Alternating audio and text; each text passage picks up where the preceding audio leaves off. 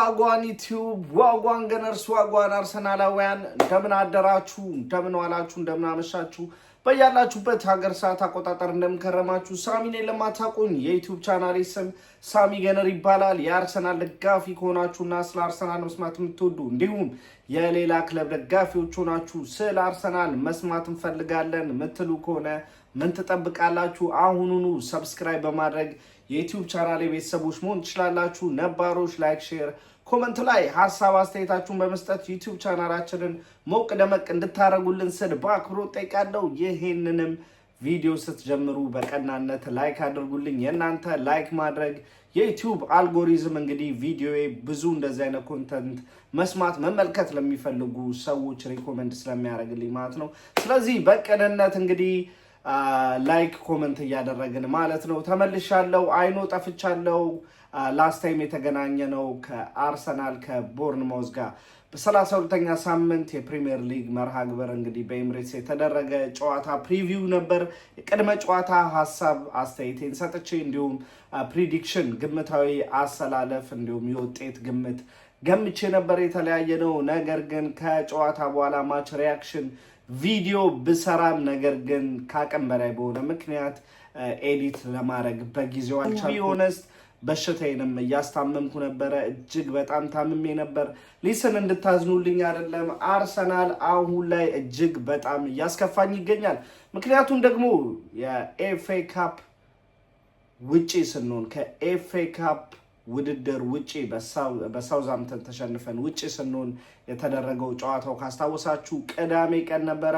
እንደ ነጋታው አፕሪል 4 ነበር የተደረገው። አፕሪል 5 እንደ ነጋታው እንግዲህ ልደት ቀኔ ነበረ።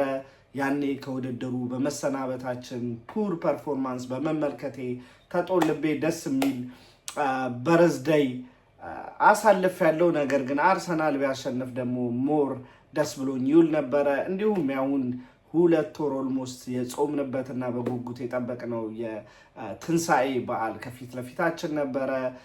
በቃ በጥሩ ሞራል ላይ በጥሩ መነሳሳት ላይ ነበረን። ከዛ በኋላ ግን ተቀባይነት በሌለው ፐርፎርማንስ አሳይተን እንግዲህ በቦርንማውዝ በሜዳችን ተሸንፈናል። እንግዲህ ተሸንፈን ከሲቲ ጋር ያለው የነጥብ ልዩነቱን ወደ 12 ማስፋት ሳንችል ቀረን። ሲቲ ይሄን እድል በመጠቀም ደግሞ ስታንፎርድ ብሪጅ ጋር በመጓዝ እንግዲህ ቸልሲን ቀልዶ ነው ኢዚ ጨዋታ በነበረ ጨዋታ 3-0 ማሸነፍ ችሏል። የነጥብ ልዩነቱ ወደ 6 ነጥብ መውረድ ችሏል ማለት ነው። የፊታችን እሁድ ሁለቱ ክለቦች ይገናኛሉ። ስለዚህ ያ ጨዋታ በጉጉት ይጠበቃል። ነገር ግን ይሄን ቪዲዮ የምሰራው የቻምፒዮንስ ሊግ ሩብ ፍጻሜ ሁለተኛ ዙር ጨዋታን በተመለከተ ነው። አርሰናል እንግዲህ በሁለተኛ ዙር የሩብ ፍጻሜ ቻምፒዮንስ ሊግ መርሃ ግብር ነገ በሜዳው ኤምሬትስ ስቴዲየም ስፖርቲንግ ሊዝበንን ያስተናግዳል። ስለዚህ ጨዋታ አንዳንድ ነገር ለማለት እንዲሁም አርሰናል ምንድነው አሁን እያጋጠመን ያለው ነገር ምንድነው እየሆነ ያለው ነገር፣ ስለዚህ አንዳንድ ነገር ማለት ይገባናል። ምክንያቱም አርሰናል እንግዲህ ከካራቦ ካፕ ሽንፈት በፊት በፍጻሜ በካራቦ ካፕ በማንቸስተር ሲቲ እንደተሸነፈን ታስታውሳላችሁ። ከዛ ጨዋታ ከመሸነፋችን በፊት ኦልሞስት በሙሉ ሲዝኑ 3 ጨዋታ ብቻ የተሸነፈው አርሰናል ከዛ የካራቦ ካፕ ጨዋታ ሽንፈት በኋላ ግን 3 ሽንፈቶችን ከ4 ጨዋታ ማስተናገድ ችሏል ማለት ነው። እጅግ በጣም አሳሳቢ ነው። እዚህ ሰዓት ላይ ነጥብ መጣል የማይታሰብበት ነጥብ መጣል ራስን ወደ ጫና ገፍቶ እንደመጣል የሆነበት ጊዜ ላይ ነው። የአርሰናል ደጋፊዎችም ባለፈው በተመለከቱት ፐርፎርማንስ ደስተኛ አለመሆናቸውን እንግዲህ በተቃውሞ ገልጸዋል። እኔ እጅግ በጣም እጋራዋለሁ። ሊስን የጦጣ ፍራንክ አይደለም ከፍለው የሚገቡት ሃርድ እርንድ መኒያቸውን ነው ለሚወዱት ክለብ ብለው እሱን ለመመልከት ጥሩ ጨዋታ ለመመልከት እንግዲህ ስፔንድ አድርገው ወደዛ ሜዳ መሄዱት ሰዓታቸውን የፋሚሊ ታይማቸውን ስራም ካላቸው ስራቸውን በደለው ማለት ነው። ከዛም በኋላ ግን እዛ ድረስ ተጉዛችሁ ብራችሁን፣ ኢነርጂያችሁን፣ ጊዜያችሁን የሰዋችሁበት ይህ መርሃ ግብር ግን በቀላሉ አሸነፋለሁ ብላችሁ አስባችሁ ባታስቡም ነገር ግን ሽንፈት ያለ ነው። ግን የሽንፈትም አይነት አለው። የቦርንማውዙ ጨዋታ ሽንፈት ግን እጅግ በጣም ያበሳጫል። ምክንያቱም በአርሰናል በኩል ምንም አይነት ፍላጎት ያልተመለከትንበት፣ እውነት እነዚህ ልጆች ዋንጫዋን ይፈልጉታል ወይስ ጀስት በምን አይነት ሜንታሊቲ ተጫዋቾቹ ራሱ ይጫወቱ እንደነበረ እጅግ በጣም በሚያበሳጭ ሁኔታ ነው ጨዋታውን ስመለከት የነበረው። ሊስን አንድ ሁለት ነገር አሉ በጣም the last 2-3 games እንዲሁም 4-5 በሉት የተገነዘብኳቸው ሁለት ፖይንቶች አሉ። አንደኛው የማርቲን ዙቢሜንዲ ከአቋሙ እጅግ በጣም መውረድ እንግዲህ አርሰናልን በጣም ተጋላጭ አድርጎታል። ይህ ስፔናዊ እንግዲህ ሲዝኑ እንደጀመረ አካባቢ እጅግ በጣም ጥሩ የሚባል እንቅስቃሴ ሲያደርግ ነበር እስከ ቅርብ ጊዜ ማለት ነው። የዲፌንሲቭ ሚድፊልደር ስራውን ብቻ ሳይሆን እንዲሁም ፔናልቲ ቦክስ ውስጥ ባልተጠበቀ ሰዓት እየተገኘ ኢምፖርታንት የሆኑ ጎሎችን ሲያስቆጥር ተመልክተነዋል። ነገር ግን በተደጋጋሚ እኔ የሆነ ነገር በተደጋጋሚ ይናገር ነበረ። ሊስን አሁን ይሄ ሰዓት ሚካኤል አርቴታን ብሌም የማድረግ ሰዓት ይሆናል። ነገር ግን ብሌም ስናደርግ በሪዝን ነው፣ ውጤት ጠፋ ብለን አይደለም። ምክንያቱም ያኔ ክሪስታን ኖርጋርድ እንዲሁም በፍጹም አረሰውም ከብሬንፎርድ ጋር በነበረን ጨዋታ ላይ ነው እንደዛ ብዬ የተናገርኩት።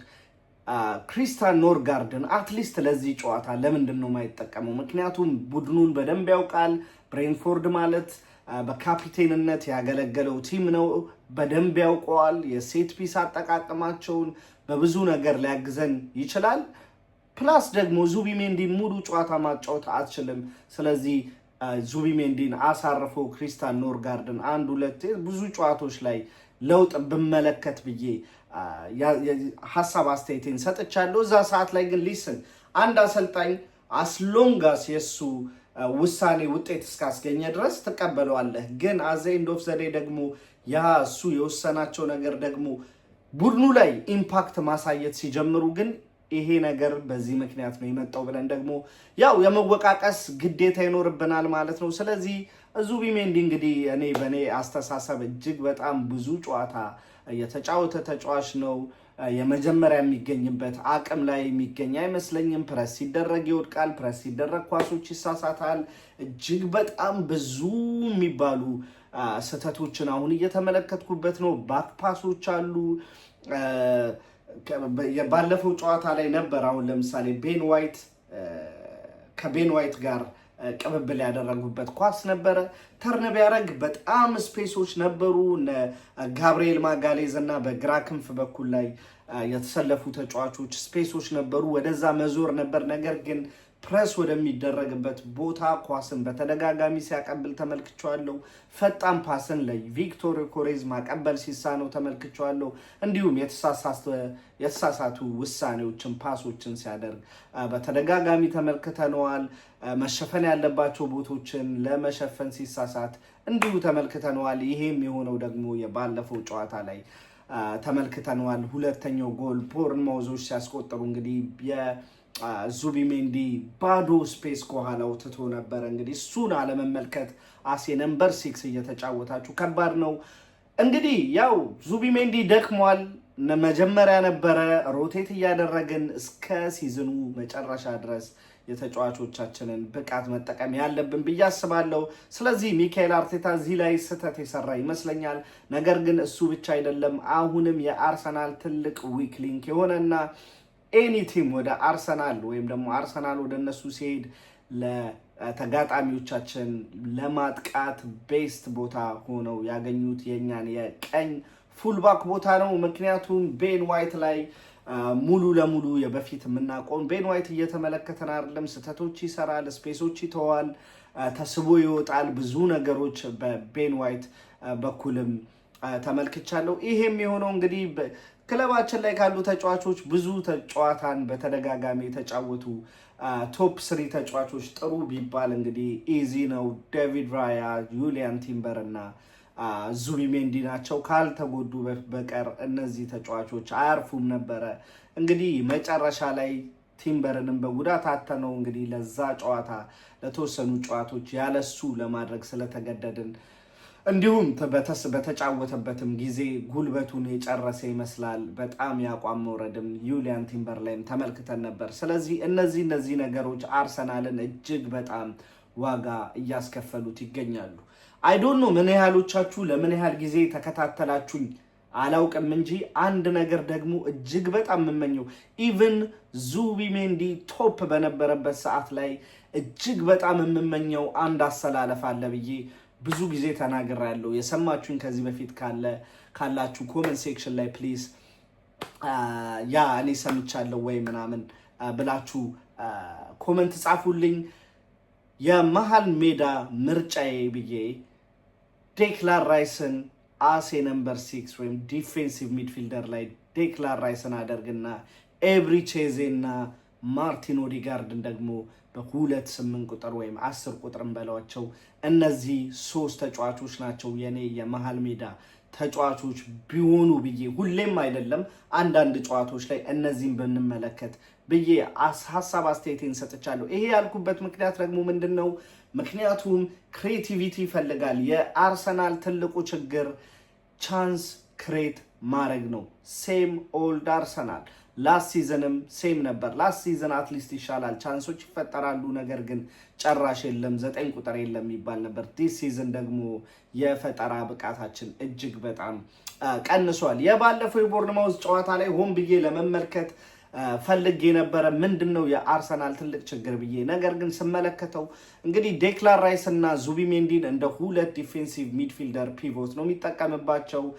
ሁለቱ ደግሞ ያን ያህል ቴክኒካል ወይም ደግሞ ቢልድ አፕ ኳስን ከሜዳ መስርቶ ሲወጡ ኳስን ሊቀበሉ ይችላሉ። ነገር ግን የነሱ ቦታ ላይ ደግሞ ዲፌንስ ነምበር 6 ቦታ ላይ ከነምበር 8 ድሮፕ እያደረጉ የሚመጡ 2 ተጫዋቾች አሉን። ኦዴጋርድ ሲጫወት ኦዴጋርድ እንደዛ ያን ስራ ይሰራልናል። እንዲሁም ኤዜ ሲጫወት ያን ቦታ ያን ስራ ኤብሪቼዜ ይሰራልናል። ሶ በዚህ መሃል ምንድነው የተመለከትኩት? እንግዲህ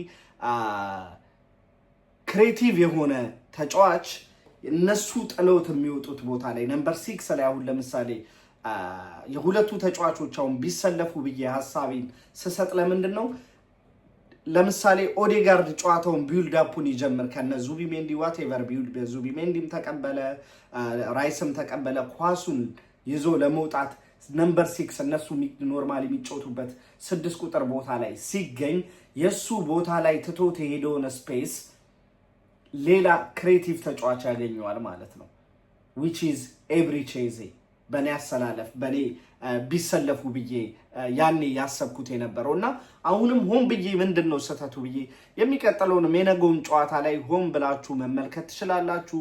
ምናልባት የሚያሰላለፍ ለውጥ ከሌለ እጅግ በጣም የተቆረጠ አርሰናል ነው ያለው። መሃል ተጫዋቾቻችን ጨዋታውን ኳሱን ቢልድ አፑን ሊጀምሩ ወደ ነምበር 6 ቦታ ላይ ድሮፕ ሲያደርግ እነሱ ጥለው የሚወጡት ቦታ ላይ ግን ሚሆን ተጫዋች ኤኒ ተጫዋች ሊኖር ይችላል። ግን እዚህ አይነት ተጫዋች ላይ እዚህ አይነት ቦታ ላይ ሊገኝ የሚገባው ተጫዋች ክሬቲቭ የሆነ ተጫዋች እይታው ጥሩ የሆነ በመስመሮች መካከል ኳስን ማሳለፍ የሚችል አይነት ተጫዋች ቢሆን ብዬ ነው ማስበው። ስለዚህ እነዚህ ስህተቶችን እጅግ በጣም ተመልክቻለሁ። ስለዚህ የአርሰናል ጉዳይ ኢስ ኖት ኦንሊ ሜንታሊቲ ጉዳይ ብቻ አይደለም። የሜንታሊቲ ጉዳይ እንደውም አይመስለኝም የስንፍና ጉዳይ ነው። እኔ ሉዝን እኮ ትቀበላላችሁ ሁሌ ኳስ ለመመልከት ወደ ሜዳ ስትሄዱ ኦልዌይስ ብታሸንፉ ደስ ትሰኛላችሁ። ነገር ግን አንዳንዴ የአንበሳ አይነት አሸናነፍ አለ።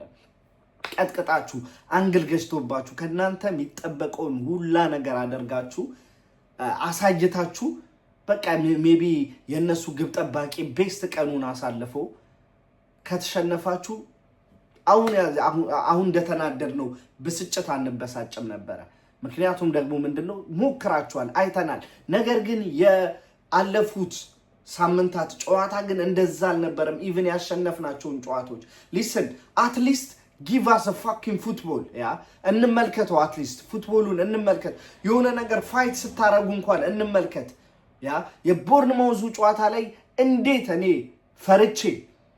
ፈርቼው የነበረ አንድ ተጫዋች አለ። ስታርቲንግ ላይን አፑን ስመለከት ማይልስ ሉዊስ ስኬሊ ጨዋታው ላይ ቤስት የነበረው ማይልስ ሉዊስ ስኬሊ ነው። ዴክላን ራይስ ኖርማል አቬሬጅ ነበረ። ዙቢሜንዲ ተውት፣ ቤን ዋይት ተውት፣ ጋብሪኤል ማጋሌዝ ደህና ነበረ፣ ሳሊባ ብዙም አልነበረም። ያጥቂ ክፍል ተጫዋቾቻችንን ተዋቸው። ስለዚህ ሊስን አሁንም ስቲል ከጃችን አልወጣም። ነገር ግን ሚካኤል አርቴታ ፕሬስ ኮንፈረንስ ላይ ፋየር ነው፣ በቃ ፋየር ነው የሚሰማኝ። ይሄን እንትን ተጠቅመን የሆነ ነገር ጀነሬት አድርገን ወደ ውጤት መቀየር አለብን። ሊስን እንደዚህ አይነት ወሬዎችን በተደጋጋሚ ይሰማል። ነገር ግን ሜዳ ላይ የምንመለከተው ፋየር አይደለም፣ የረጋ ውሃ፣ ምንም አይነት ፋየር አልተመለከትንም። ፋየር ተመልክተን ቢሆንማ ደስ እንኳን ይለናል፣ ተቁነጥነጠን እንኳን እናይ ነበረ። ነገር ግን ምንም ፋየር የለም፣ ምንም አይነት ቢዩቲፉል ፉትቦል ራሱ የለውም። እንዴት ከሁለቱም እናጣለን? እሺ በፊት ላይ እንኳን ጨዋታው ዲስ ዳርክ አርት ሲባል ዋናው ነገር 3 ነጥብ ነው ብለን ዲፌንድ ስናረግ ነበረ። ሊስን 3 ነጥቡ ከቀረ ግን አትሊስት ጨዋታውን እንፈልገዋለን፣ ሙከራውን እንፈልገዋለን። ስለዚህ ኢዝ ዘ ታይም። አሁንም ከጃችን አልወጣም። የነገው ጨዋታ የቻምፒዮንስ ሊጉ ጨዋታ ድል ብቻ አይደለም የምጠብቀው፣ ከቤስት ፐርፎርማንስ ጋር ዶሚነንት የሆነ ሙሉ ለሙሉ ብልጫ ወስዳችሁ የሚገርም ፐርፎርማንስ አሳይታችሁ ኦኬ አርሰናል ባክ መባል አለበት። አርሰናሎች ተመልሷል ማስበር አለባችሁ። ከዛ የሁዱን የቤት ስራ ደግሞ በደንብ እንድትወጡት ምክንያት አላችሁ። ፔፔ ጋርዲዮላ የተናገረው ነገር አለ። ሼርኬ ባለፈው ጨዋታ ላይ ያደረገው ነገር አለ፣ የሳቀው ነገር አለ፣ ኳስ ያንጠባጠበው ነገር አለ። ከአንዳንድ ተጫዋቾች ለዛ ምላሽ በደንብ እፈልጋለሁ። ከዛም በኋላ የሲቲ ፋን የአርሰናልን ኮዳ ይዞ ሲጠጣ እስካዮች እግር ለእግር እየተከተሉ ሲቀርጹት ነበር ስራጦች። ይሄን ዋንጫ ኢቲሃድ ላይ ሄዳችሁ ጨዋታውን በሜዳቸው አሸነፋችሁ የነጥብ ልዩነቱን መልሱት። ከዛ በኋላ ዋንጫውን ወደ ኤምሬትስ ስቴዲየም አምጡት። ካላመጣችሁ ግን እናንተ ይሄን ክለብ ሪፕሬዘንት ለማድረግ በቂ አይደላችሁ። ምክንያቱም ምንም አይነት ነገር አልተመለከትንባችሁ። ሊስን ይሄን ነገር በአግባቡ መፈጸም አለባችሁ። ካልሆነ ልጁ እንዳለው እንግዲህ ቦትል ስንት የማንቸስተር ዩናይትድ ደጋፊዎች ብዙ በጉጉት የሚጠብቁን ሰዎች አሉ። ምንም እንኳን እና ማንቸስተር ዩናይትድም እኮ 23 ቀን አርፈው እንግዲህ ተመልሰው ትናንት በሊድስ ዩናይትድ በሜዳቸው ተሸንፈዋል። ነገር ግን ሊስን ምን የሚባል አለ አባባል አለ የወላቃ መሳቂያ አታርጉኝ ነው። አሁን ለምሳሌ ምን ለምናችሁ ፕሊዝ የወላቆች መሳቂያ አታደርጉን። እንዲህ ካልን ዘንዳ እንግዲህ የነገውን ጨዋታ ፕሪዲክሽን ላይን አፕ ወይም ደግሞ ግምታዊ አሰላለፍ እንደሚከተለው አሳልፋለሁ። የግብ ጠባቂ ቦታ ላይ እንግዲህ ዳቪድ ራያን እመርጣለሁ። ዳቪድ ራያ እንግዲህ ነገ የሊዝበኑ ጨዋታ ላይ የነበረው ቤስት ፐርፎርማንስ አለ። የነገው ጨዋታ ጥሩነቱ ስፖርቲንግ ሊዝበን በማጥቃት ሜንታሊቲ ነው ይህን ጨዋታ ሊጫወቱ አስበው የሚመጡት። ምክንያቱም አቻ ለነሱ ምንም ማለት አይደለም። እየተመሩ አርሰናል 1-0 እየመራ ያለው ጨዋታ ስለሆነ የማጥቃት ግዴታ ውስጥ የሚገቡት እነሱ ናቸው። ስለዚህ ሜቢ የተወሰኑ ሙከሮችም ከተሞከሩ ዳቪድ ራያ ያ ማጂካል የነበሩ ሴቮችን ነገም ካንተ መጠብቅ ይሆናል። የቀኝ ፉልባክ ቦታ ላይ ይሄ እጅግ በጣም ወሳኙ ቦታ ነው። ቲምበር ሆፕፉሊ ቲምበር ከጉዳት የተመለሰ ይመስለኛል። ትሬን ያላረጉት ዴክላን ራይስ፣ ቡካዮ ሳካ እና ኦዴጋርድ ዛሬው ትሬኒንግ ላይ ያላረጉም። ስለዚህ እጅግ በጣም አነስተኛ ነው እዚህ ጨዋታ ላይ መድረሳቸው። እንዲሁም እውነት ለመናገር ሙሉ ለሙሉ ፊት ካልሆኑ እዚህ ጨዋታ ላይ ባይመጡ ይሻላል። የማንቸስተር ሲቲው ጨዋታ እጅግ በጣም ስለሚያስፈልገን ማለት ነው። ይሄንም የቻምፒዮንስ ሊግ ጨዋታ በደንብ እንፈልጓለን። ኤኒዌይስ የፉልባክ ቦታ ላይ ቲምበር ሆፕፉሊ ቲምበር ይደርሳል ብዬ አስባለሁ። ቲምበርን እዛ ቦታ ላይ መርጣለሁ። ነገር ግን ቲምበር ካልደረሰ የነገው የቀኝ ፉልባክ ቦታ ላይ ሞስኬራ ነው የኔ ምርጫ። ቤን ዋይትን ማየት አልፈልግም። ምክንያቱም ያንን ቦታ ነው ተጋጣሚዎቻችን ኤክስፖዝ ያደረጉት ያሉት። የቀኝ መሃል ተከላካይ ቦታ ላይ ዊሊያም ሳሊባን አረጋለው። በግራ ቦታ ላይ በግራ የመሃል መከላከል ቦታ ላይ ደግሞ ጋብሪኤል ማጋሌዝን ሁለቱን በማጣመር እንግዲህ ናፍቆናል የነሱ ያ ቤስት ጥምረት ያ ጎል የማይቆጠረበት አርሰናል ሴፕቴምበር አካባቢ ላይ የነበረው አርሰናል እንግዲህ ናፍቆናል። ሆፕፉሊ አሁንም በመጨረሻና በአስፈላጊ ሰዓት ላይ የምንመለከታቸው ይሆናል ብዬ አስባለሁ። የግራ ፉልባክ ቦታ ላይ ፔሮ ሂንካፔ ከጉዳት ተመልሷል። ነገር ግን ፊት ይሁን አይሁን አላውቅም። ፊት ከሆነ ፔሮ ሂንካፔ ለዚህ ቦታ ላይ የምመርጠው ይሆናል። እንግዲህ የዲፌንሲቭ ሚድፊልደር ቦታ ላይ ሊስን አይዶን ነው የፈለጋችሁትን ልትሉ ትችላላችሁ። ማርቲን ዙቢሜንዲን የነገን ጨዋታ ነው ያሳርፈዋለሁ። የነገውን ጨዋታ ያው ዴክላን ራይስም የለም ከባድ የሚያደርገው እሱ ነው። ቱ ቢ ኦነስት ዴክላን ራይስ ቢኖር ዴክላን ራይስን ነበር እዛ ቦታ ላይ ማጫወት የፈለኩት። ነገር ግን ዴክላን ራይስ ስለሌለ እንግዲህ ክሪስቲያን ኖርጋርድ ኢዝ ኖት ዛት ማች ባድ ፕሌየር ሆነን ለመናገር ክሪስቲያን ኖርጋርድን እዛ ቦታ ላይ ብመለከተው ደስ ይለኛል። እንግዲህ ዋቴቨር አርቴታ የሚያደርገው አይመስለኝም። እኔ ግን ክሪስቲያን ኖርጋርድን እዛ ቦታ ላይ ብመለከተው ደስ ይለኛል። እሱን አጣምረው ደግሞ ኤብሪቼዜና ማንን እናርገው ኤብሪቼዜና ካይ ሃቨርስን ብናረጋቸው ጥሩ አይነት ቅንጅት ልንመለከት እንችላለን። ሁለቱ ሮቴት እያደረጉ እንዲሁም አንዳንዴ ካይ ሃቨርስ የተደራቢ አጥቂ ሚናነትን በመያዝ ማለት ነው። የቀኝ የማጥቃት ክንፍ ቦታ ላይ ነገ ማክስ ዳውመንን ማየት ፈልጋለሁ። ማድዌኬ ከቤንች አስነሳው። ማድዌኬ እዛው ይቀመጥና የነገውን ጨዋታ ይሄን የ16 ዓመት ታዳጊ ማክስ ዳውመንን በቀኝ ክንፍ ቦታ ላይ መመልከት ፈልጋለሁ። ሊስን እሱ ላይ ነው። በጣም የሚያሳዝነው ነገር እሱ እኮ ነው። ሲዝኑ ሊጠናቀቅ ነው። አፕሪል ላይ ሆነን ተስፋችንን ሁላ የ16 ዓመት ታዳጊ ላይ ጥለነዋል ማለት ነው። የግራ የማጥቃት ክንፍ ቦታ ላይ ደግሞ ማርቲኔሊን ማድረገው ይሆናል። እንዲሁም የማጥቃት 9 ቁጥር ቦታ ላይ ቪክቶር ኮሬዝን አደርጋለሁ። እነዚህ ይመስላሉ የኔ ስታርቲንግ ላይንአፕ። የጨዋታ ውጤት ግምት ስንሄድ አርሰናልን ጨዋታ አይ ቲንክ ነገ በጣም አሪፍ ጨዋታ የምንመለከት ይመስለኛል። ይሄ የኔ ምኞት ነው። ስለዚህ የነገውን ጨዋታ እንደባለፈው እንደገመትኩት እንግዲህ 2-0 አርሰናል ያሸንፋል ብዬ አስባለሁ። እንግዲህ ይሄን ጨዋታ በድል ተወጥተን ወደ ግማሽ ፍጻሜ ካለፈን እንግዲህ አትሌቲኮ ማድሪድን ነው መጀመሪያ በነሱ ሜዳ የምናገኘው ማለት ነው። ተጋጣሚዎቻችንን አውቀናል።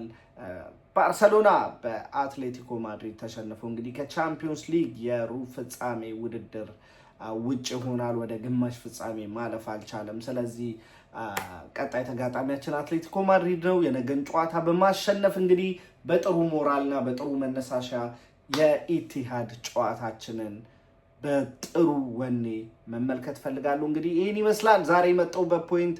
ይሄ ቀረ የምትሉት ካለ ኮመንት ሴክሽን ላይ ማሳወቅ ትችላላችሁ። የውጤት ግምታችሁን እንዲሁም አርሰናል የነገውን ጨዋታ ሞር ፎከስ ማድረግ የለበትም የፕሪሚየር ሊጉ ጨዋታ ላይ ነው ፎከስ ማድረግ ያለበት። የነገውን ጨዋታ ብንወድቅም ቻምፒዮንስ ሊግ የፕሪሚየር ሊጉ ላይ ነው ፎከስ ማድረግ ያለበት ብላችሁ እንደዛ የሚያስቡ የተወሰኑ ግሩፖች ስላሉ ነው። የምታስቡ ከሆነ የእናንተ ሀሳብ ምን ይመስላል? ኮመንት ሴክሽኑ የእናንተ ነው። ለዛሬ የመጣሁበት ርዕሴን ይመስላል። አም አውት ፒስ ከሞኒው ገነርስ